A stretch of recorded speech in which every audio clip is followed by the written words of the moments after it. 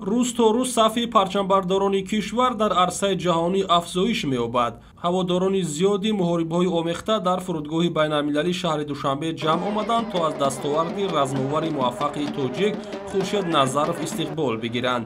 Ин варзишгари кишвар чанде пеш дар рақобати ниҳоии мусобиқаи лигаи ACA Young Eagles 23 бо намояндаи ҷумҳурии Чеченистон Асвад Аҳмадов нерӯ санҷид ва бо ҳисоби 5-4 дастболо шуд. Набарди варзишгарон шоми 25 декабр дар шаҳри Грозный баргузор гардид.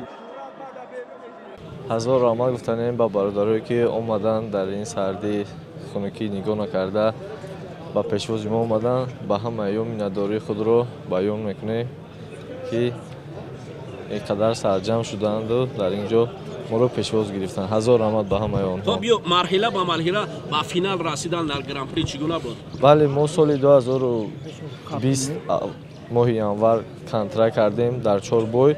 моро 3 моҳ дар байн бой мемондам, бо 3 моҳ барои тамрин кардан, бо 3 моҳ мо 4 бой задем.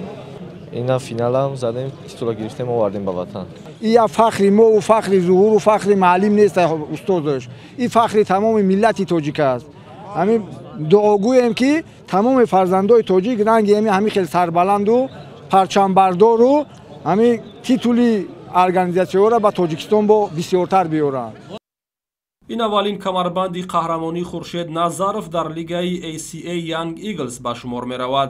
амакнун баъди ин пирӯзӣ шумораи ғалабаҳои варзишгари тоҷик ба 9 адад расид. ӯ дар фаъолияти варзишиаш боре ҳам шикаст нахӯрдааст.